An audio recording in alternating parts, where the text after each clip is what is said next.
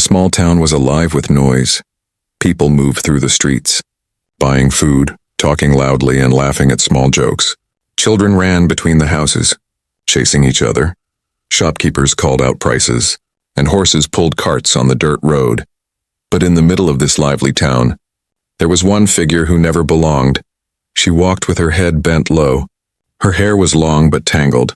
Her dress was torn and dirty, and every step she took left behind a smell that made people turn away. The smell was strong, heavy, and unpleasant. No one knew exactly how to describe it, but they all hated it when she passed by. People covered their noses and whispered, "There she is again," one woman muttered, pulling her child closer. "Stay away from her." A group of young boys laughed cruelly, pointing as she crossed the street. "She smells like garbage," one shouted. No one should go near her. Even the dogs barked when she came close. They pulled back, growling, as if the air around her carried something unnatural. It was not only dirt or hunger, it was something more, something people could not understand. Every day was the same for her.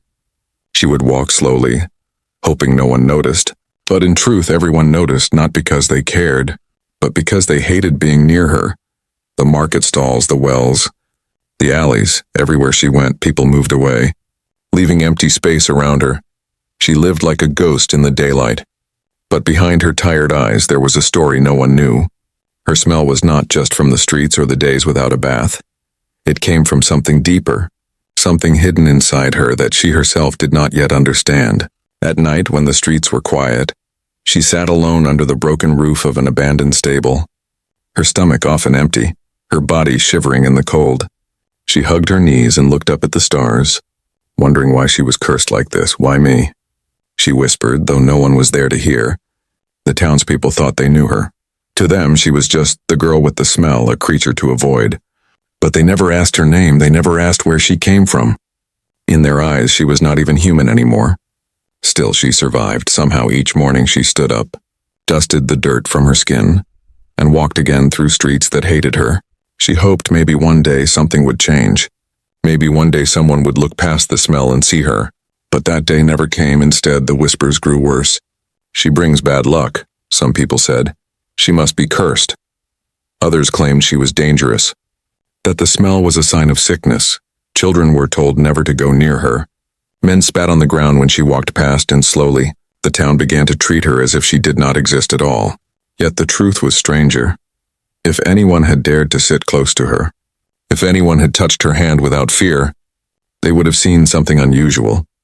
There were faint marks on her skin, almost like lines that glowed faintly under the moonlight. But no one ever came close enough to notice. One evening, the wind carried the smell through the marketplace faster than usual. People shouted at her to leave. They threw rotten vegetables at her, and she ran, tears burning in her eyes. She hid behind the old stone wall near the edge of the town. Her heart beat fast, her chest heavy with sadness. She wanted to scream, to tell them she was more than this smell, more than this body that carried a secret curse. But her voice stayed silent. She felt too weak, too small. Against the whole town, what could one girl do? Still, the universe was not finished with her. In the shadows far away, a pair of eyes had been watching her movements. A stranger had arrived in the town not long ago. He had seen the way people avoided her. He had seen the cruel laughter, the stones thrown at her, and the way she always stayed silent, never fighting back. This man was different. His steps were calm, his eyes sharp. He was not afraid of the smell. Instead, he was curious. He knew something others did not. Something about her was unusual, and he intended to find out what it was that night. While she curled under the broken roof, crying quietly to herself, the stranger stood nearby, hidden in the darkness. He did not cover his face, he did not hold his breath. Instead, he watched her with quiet interest. The town had ignored her, rejected her, and feared her, but this man did not. For the first time in her life, someone looked at her not with hate or disgust, but with purpose. She did not know it yet. But her life was about to change forever. The isolation. The nights in the small town were cold and silent. The houses stood warm with their glowing lamps. Families gathered close around fires, and laughter echoed behind closed doors. But outside on the edge of the street, far away from comfort, she sat alone in the darkness, her body curled under a piece of torn cloth that barely kept the wind away. Every evening was the same. When the shops closed and the people went inside, She searched the empty corners of the market for scraps of food. Sometimes she found a half-eaten apple, sometimes a piece of dry bread thrown away by children. She picked them up with shaking hands, ignoring the dirt. For her, it was not about taste, it was about survival. The smell never left her, it clung to her skin, her clothes, her very breath. Even when the wind blew strong, the odor followed her. Wrapping around her like a curse, she washed her face in the river when she could. She rubbed her arms with cold water, but nothing changed no matter what she tried. The smell returned, heavy and sharp. The people of the town believed the smell was proof that she was cursed. Some said she carried a disease. Others whispered she was a witch who brought bad fortune. No one dared to touch her. No one dared to stand near her, and so she lived like a shadow among them. Children were the cruelest. They threw stones at her when she walked past, shouting insults. "Monster!" They cried, "Stay away from us!" She never shouted back. Her eyes lowered, her steps quickened. She wanted to run but had nowhere to go. Sometimes she thought about leaving the town, walking into the forest or the mountains, never to return. But her body was weak, and the world outside the town was full of dangers she could not face alone. So she stayed, trapped in a place where no one wanted her. Days turned into weeks, weeks into months, yet her life never changed. She was invisible, unwanted, forgotten, and in this endless loneliness, she often wondered if she was even human anymore. At night, lying on the hard ground, she stared at the stars above. They shone brightly, free and untouchable. She whispered to herself, "Why am I here? Why did this happen to me?" Her voice cracked, for there was no answer. The stars gave no reply, but deep inside, there was a strange fire. She could not explain it.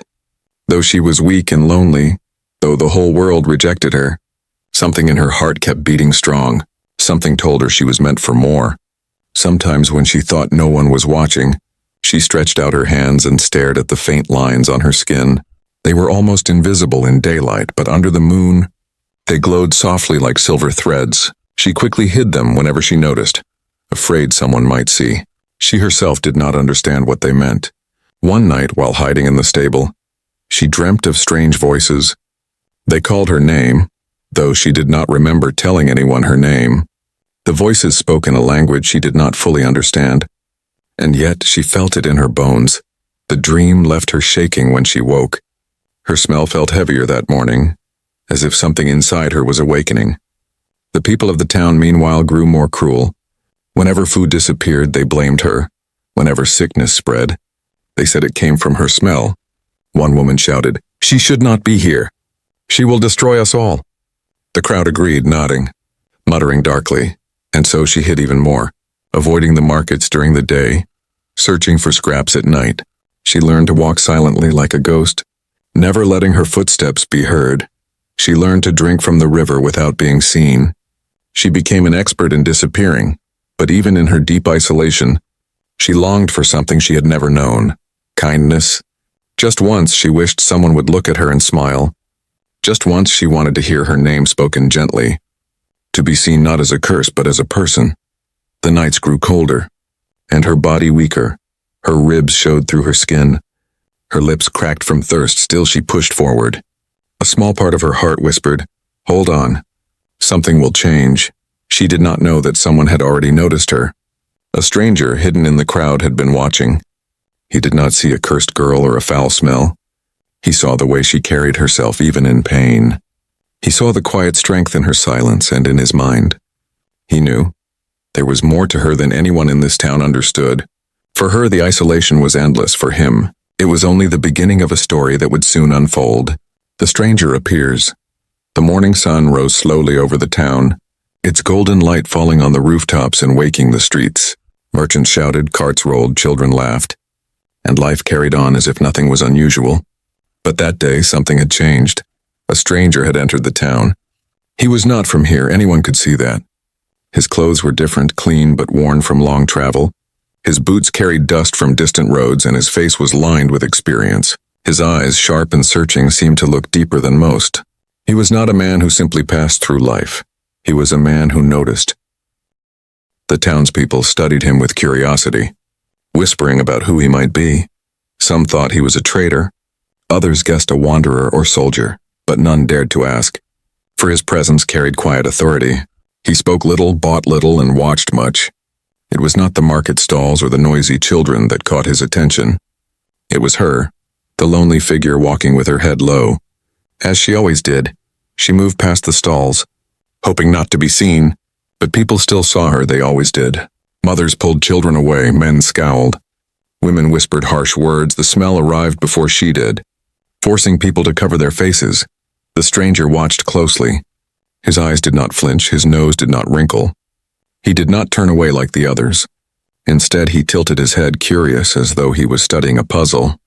For days he observed her from a distance. He saw how she searched the dirt for scraps of food when night came. He saw how she slept in abandoned corners, curling against the cold. He saw the cruel way children threw stones and how she never fought back, only pulled her knees to her chest and endured it. There was something in the way she moved, weak yet unbroken, tired yet still alive. He noticed the spark in her eyes when she thought no one was watching. He noticed the faint marks on her skin when the moonlight touched her. The townspeople did not see these things. Or maybe they refused to, but the stranger saw one afternoon. The crowd grew restless when she walked through the market. The smell seemed stronger that day. People shouted at her, waving their hands angrily. "Leave this place. You do not belong here," someone cried. A man picked up a stick and threw it at her feet. She stumbled, falling to her knees. Her face burned with shame. The stranger's jaw tightened. He stepped closer, his eyes never leaving her. The crowd was loud, cruel, but he did not join them. He stood still, watching. His expression unreadable. She looked up for a moment, her eyes filled with tears, and saw him in the crowd unlike the others. He did not cover his nose, he did not spit. He only looked at her, steady, calm, almost as if he could see the truth beneath her dirt and smell. For a second she thought it was a trick of her mind. Maybe she imagined it. Maybe she only wished someone would see her. But the look in his eyes told her it was real. That evening, when the sun had set and the streets were quiet, she returned to her broken stable. She sat in the shadows, her stomach empty, her body weak. She thought about the man she had seen. Why had he looked at her like that? Why did he not turn away? The thought gave her a strange feeling, half fear, half hope. The stranger, meanwhile, had not left. He moved through the streets as though he belonged, but always his eyes returned to where she had gone. At last, when the night grew deep and the town fell silent, he walked to the edge of the abandoned stable. He stood there for a while watching. The smell reached him, heavy in the air, but he did not cover his face. Instead, he took a slow breath, as though confirming something he had long suspected. Inside, she shivered in the darkness, then froze when she sensed movement. Her heart raced. Was it the cruel boys again? Or someone come to drive her out? She pulled her torn cloth tighter around her shoulders, hoping to disappear into the shadows. Then his voice came, calm and steady. "You do not belong here, not in the dirt. Not in this kind of life." Her breath caught. She had not heard a kind voice in years. She looked up, her eyes wide with fear and disbelief. The stranger stood just beyond the doorway, his figure tall against the moonlight. "Go away," she whispered. "Everyone hates me. You should too." But he did not move. He took one step closer and then another. His eyes stayed on hers, steady, unafraid. "I see you," he said softly. "Not the smell, not the dirt, you." Her body trembled. The words felt impossible, unreal. She wanted to believe them, but was too afraid. Why don't you run?" she asked, her voice breaking. The man crouched down, lowering himself to her level. He studied her face carefully, as if reading a story written there. "Because I know what you are," he said quietly. "And I know your worth." Her eyes widened. Fear and hope collided inside her chest. How could he know? How could he see what no one else did? She pulled her knees closer, unsure whether to trust him. The stranger's gaze did not waver. He reached into his bag and placed a small loaf of bread on the ground. "Eat," he said. "You need strength. More strength than you know." Then, without another word, he stood and walked away.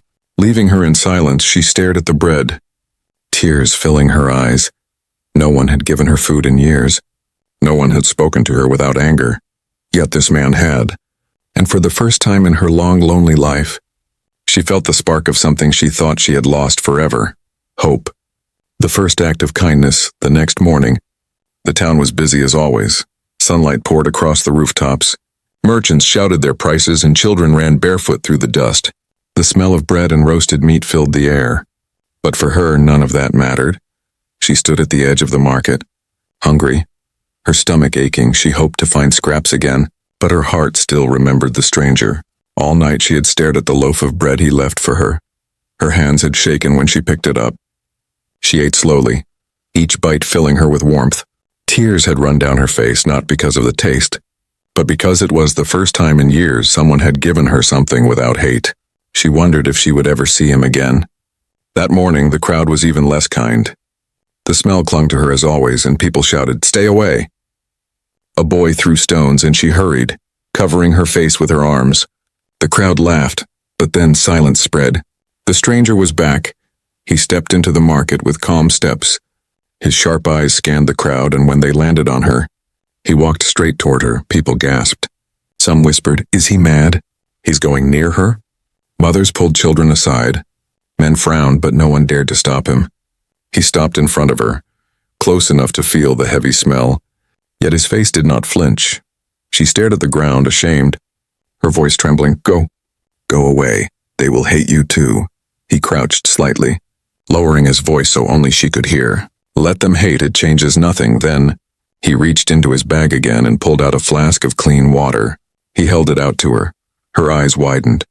No one had ever offered her water. Her lips were dry, her hands shaking. She hesitated. Why are you doing this?" "Because I can see you are more than what they believe," he answered calmly. His eyes never left hers, steady and kind. The crowd whispered louder. "He's touching her things. He'll be cursed too!" But the man ignored them. He placed the flask in her hands, gently guiding her fingers around it. She lifted it slowly, drinking with desperate gulps. The cool water felt like life itself running down her throat. When she finished, she whispered, "Thank you." Her voice cracked. For the first time in years, the words were genuine, not forced. The man stood, turning to face the watching crowd. His voice carried strong and clear. "Shame on you," he said. "You call yourselves human, but you cannot show kindness to one of your own." The people shifted uncomfortably. Some lowered their eyes, but most only grew angry. "She is cursed." One man shouted, "She will bring sickness." The stranger's gaze hardened. "The only sickness I see is in your hearts," murmurs rippled. But no one dared step closer. He turned back to her. His expression softened again. "Come with me," he said, her eyes widened. Fear battled hope inside her chest. "No," she whispered. "I will only bring trouble. They will not forgive you." "I do not need their forgiveness," he replied firmly. "I only need you to trust me." She trembled. Her whole life had been nothing but rejection. How could she trust so easily? Yet his voice was steady. His eyes never mocked, never judged. She felt a strange warmth inside her. A warmth she had never felt before. Slowly she nodded. He extended his hand, waiting. She looked at it, her heart pounding. The crowd gasped. "He's touching her," they whispered. But she lifted her shaking hand and placed it in his. For the first time in years, another human touch, warm, strong, real. The smell hung heavy around them, but he did not care. He guided her gently through the crowd. Every step made whispers rise, but he never slowed. He walked with her as though she belonged beside him. He led her to a small house at the edge of town. It was simple, built of stone and wood. Inside it was warm, with a small fire and clean water. For her, it felt like another world.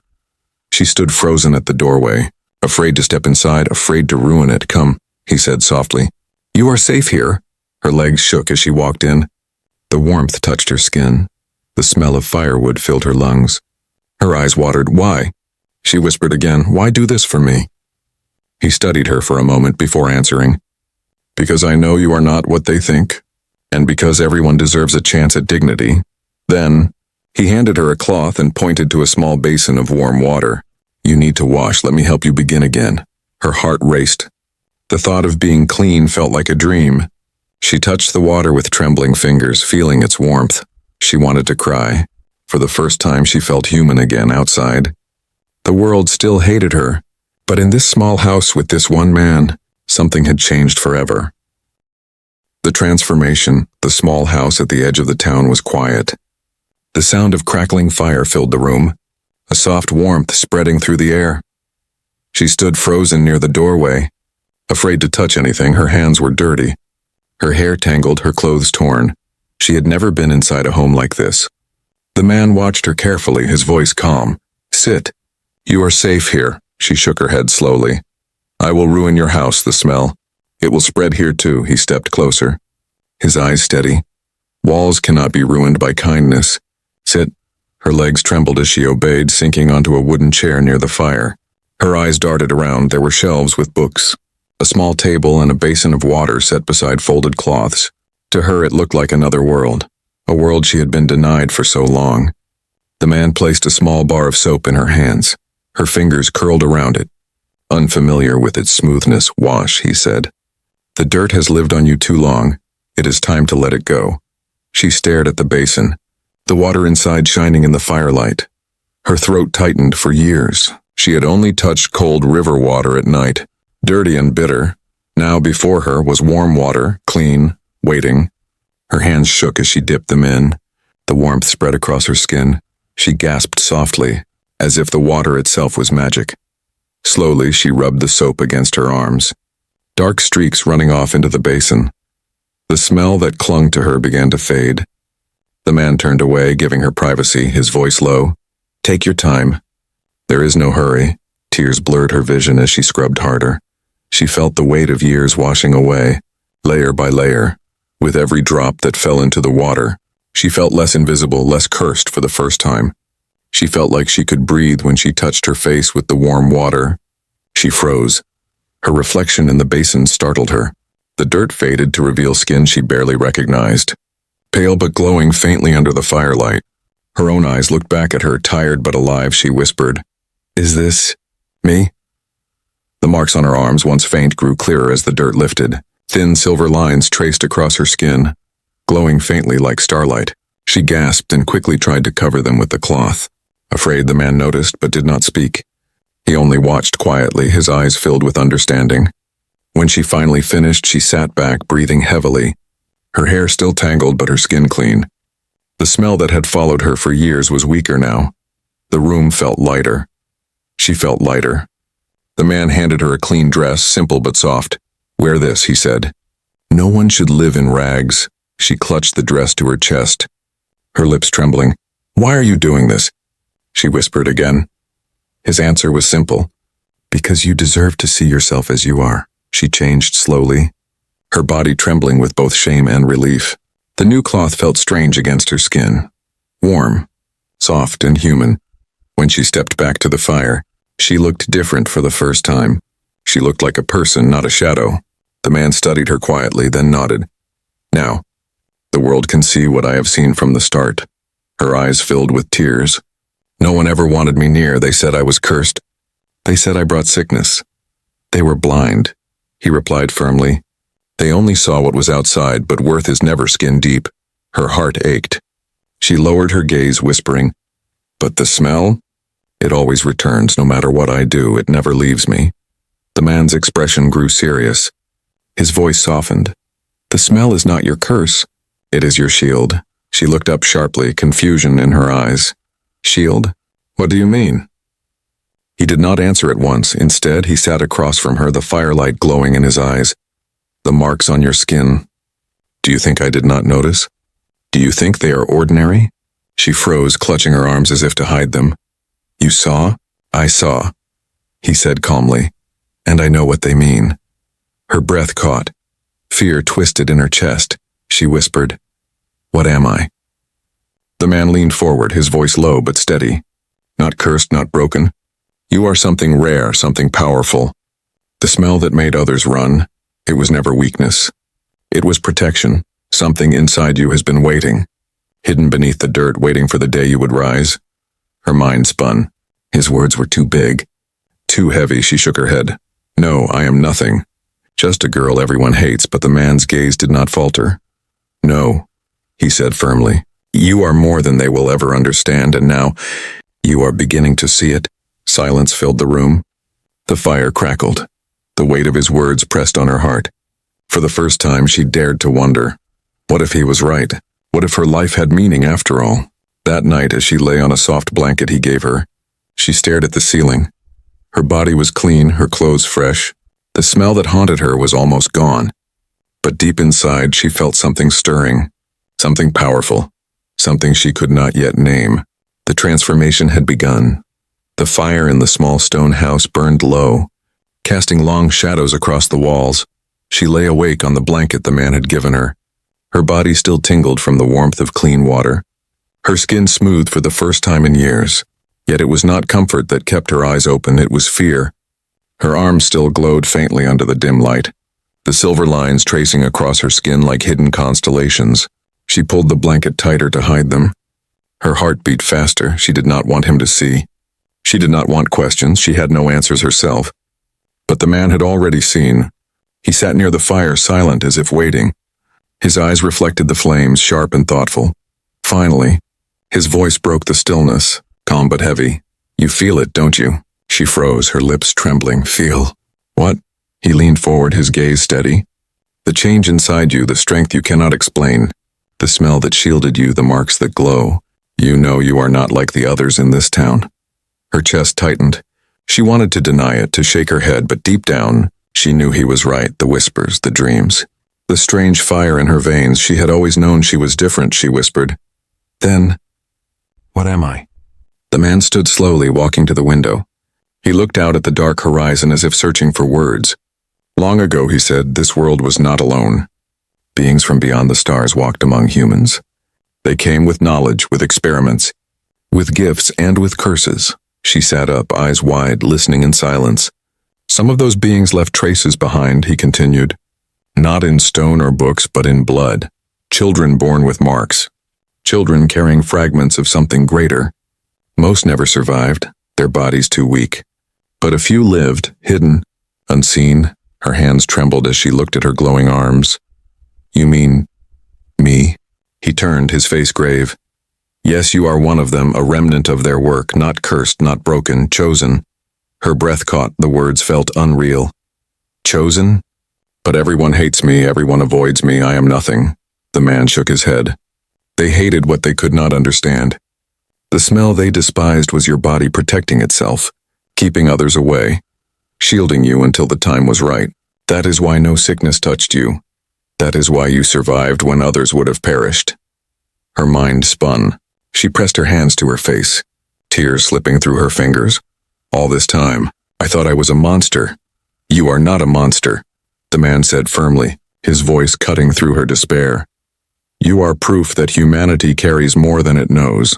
You are the bridge between what we are and what we could become." Silence fell, broken only by the crackle of fire. She sat trembling, her thoughts a storm. The town's cruel words echoed in her mind. Cursed, monster, but now they clashed with his words. Chosen. "Shielded bridge," finally she whispered. "Why me? Why now?" The man's expression grew darker.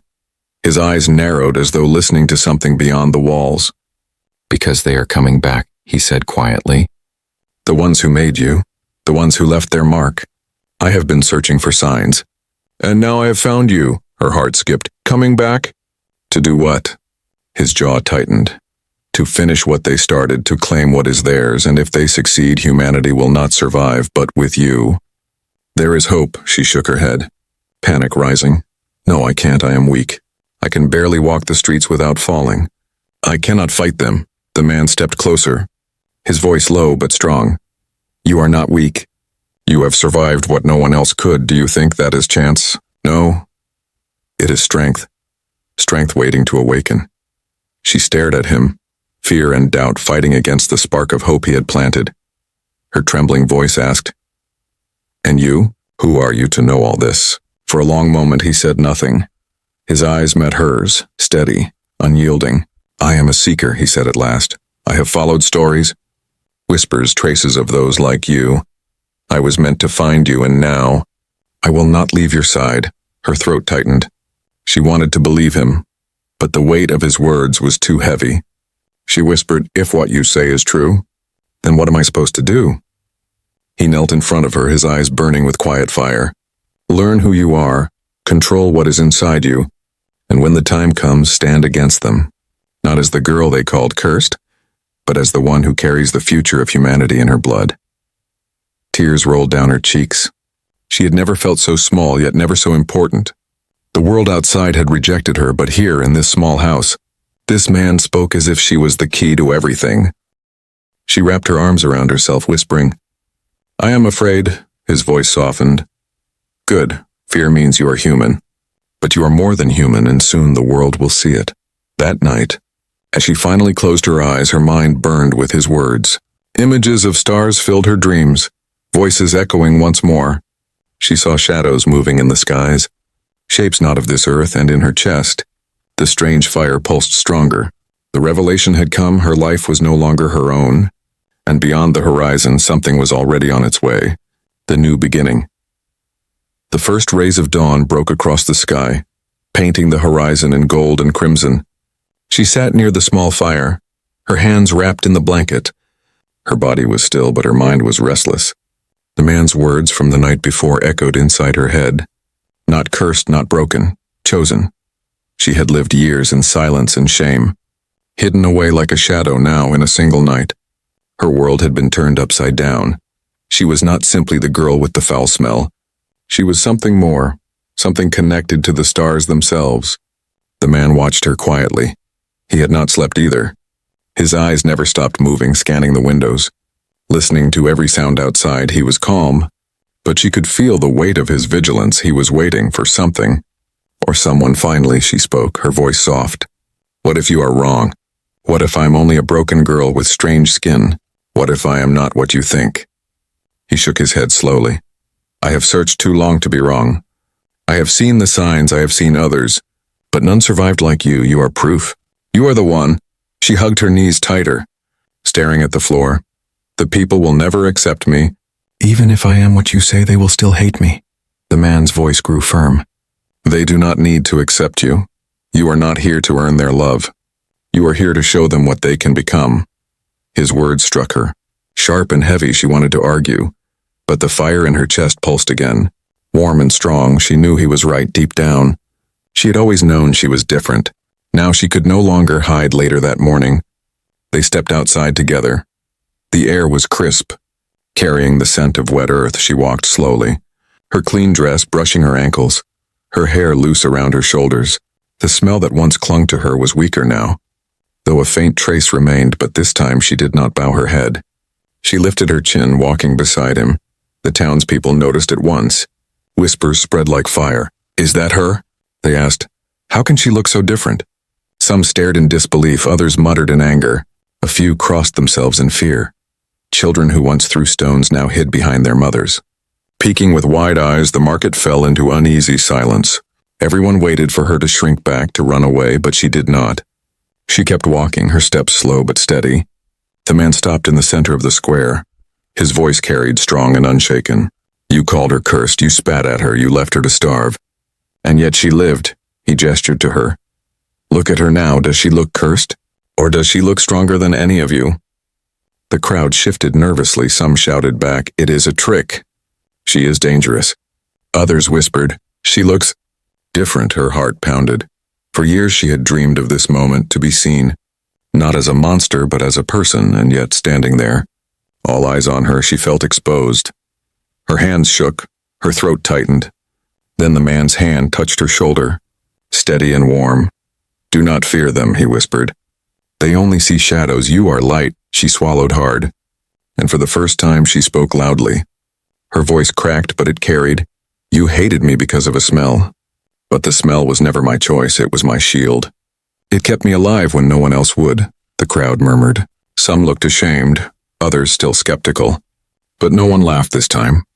Her voice grew stronger. "I am not cursed. I am not what you called me. I am more than you ever believed. And whether you accept me or not, I will no longer hide." A hush fell over the square. The townspeople shifted uneasily. Some turned away, unwilling to face her words. But in that silence, she felt something change. She was no longer invisible. The man leaned closer, his voice only for her. "This is the beginning." She looked at him, eyes wide. "Beginning of what?" He glanced toward the horizon, his gaze sharp. "Of a war, of a return, of a future that depends on you." Her chest tightened. Fear pressed against her ribs. But beneath it, the fire burned brighter.